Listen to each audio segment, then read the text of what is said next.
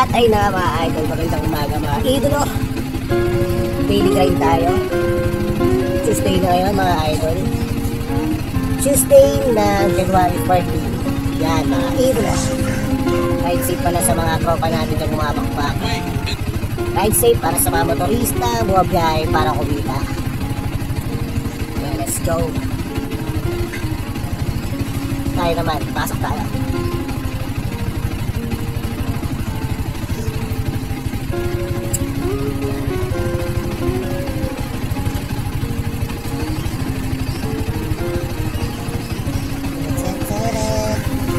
Ay na mga idol, late tayo. Kaya pala hindi ka na natin ito late natin. Alas 6 ang pasok natin. Anong oras na? Late tayo nagising. Tapos sarap yung tulog natin kung marami tayong ginawa. Work hard mga idol, work hard. Tutong tao lang tayo mga idol. Let's go, gear up!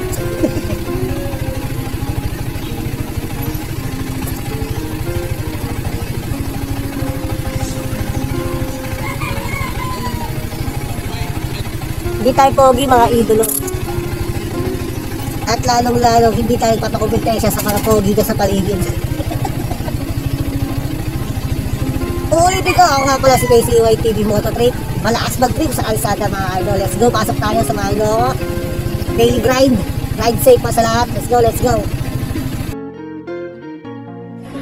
Ama, maraming salamat sa panibagong buhay at hamon na ibinigay mo sa amin ngayong araw na to. At naway patnubayan nyo kami sa lahat ng agos at problemang pinagdadaanan namin ngayong araw na ito. At sana po, bigyan nyo po kami ng talas sa pag-iisip, lakas sa pangangatawan para magampanan namin ang lahat ng aming pinagdadaanan sa buhay. Ikaw lang po ang sandalan namin at kami ay nananalangin sa iyo ng tapat at naniniwala kami sa iyong kakayanan. Ako nga po pala si KCY TV. Let's go, samahan nyo ako sa panibagong araw. Ride safe mga idol. Alam mo ba mga idol? Alam kong hindi mo pa alam, kaya pakinggan mo to at dyan ka lang. Minsan kailangan mong ilabas lahat ng sama ng loob mo para malaman ng iba na hindi unlimited ang pasensya mo. Huwag kang manghinayang kung ngayon ay nabigo ka, idol. Tandaan mo, ang agos ng buhay parang tubig yan at parang bola yan. Mas magandang nabigo ka dahil sa sinubukan mo kaysa sa nabigo ka nang hindi mo pa sinusubukan.